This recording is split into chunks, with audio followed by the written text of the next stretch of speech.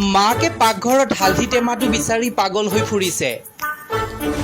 জীয়েকে আকৌ হালধি টেমাটো লৈ ভিডিঅ' বনোৱাত লাগিছে।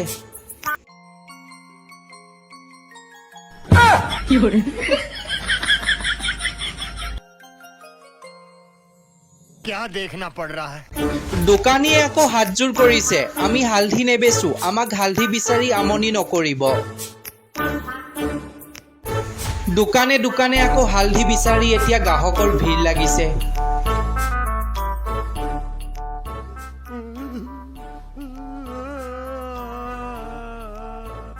ছ'চিয়েল মিডিয়াত আকৌ এটাৰ পাছত আনটো ভাইৰেল হৈয়ে থাকে। এইবাৰ আকৌ হালধি ভাইৰেল হৈ পৰিছে।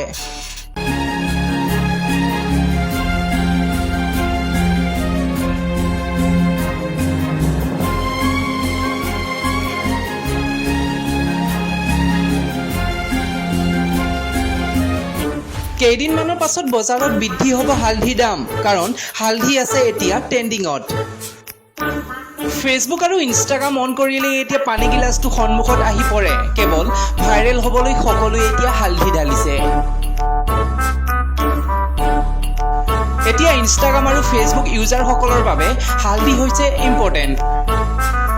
ঘৰত যদি হালধি শেষ হৈছে, বজাৰৰ পৰা 10 টকা হালধি কিনি আনিছে, তথাপিও এটা ৰিলছ আপলোড কৰিব লাগে।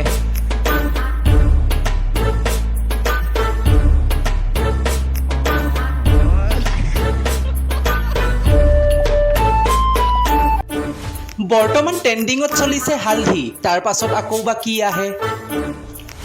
ট্ৰেণ্ডিঙত যিয়ে নাহক, প্ৰতিযোগী সদায় সাজু হৈয়ে থাকে, কেৱল ৰিলছ এটা ভাইৰেল কৰিব লাগে।